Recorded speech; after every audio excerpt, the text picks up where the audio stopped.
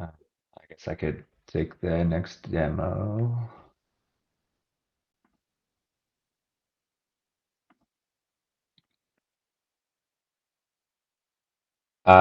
So this is somewhat of a PSA demo, or like a just letting people know what this is going to look like. Um, we're splitting out the result and the table chart. So some of the options, like this is the result chart now, it's going to be a little bit more spreadsheety.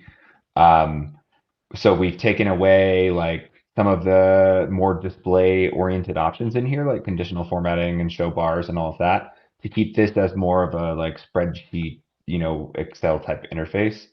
And you can see that like the only options over here, there's a few like display options like changing the width, but for the most part, these are sort of query level options.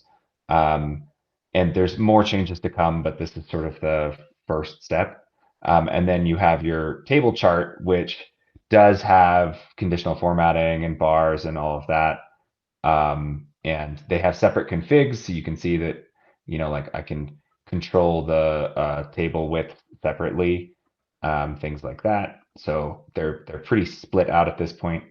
And this lets us do some fun things in the future that make it a little bit more incompatible with the spreadsheet display. And I showed some of this off before, but the sort of current state of our grouping is going to be landing shortly on the back of this. So Sarah did a bunch of cleanup here to sort of remove the duplicate values, but things like this, where this wouldn't be very compatible with the Excel type interface.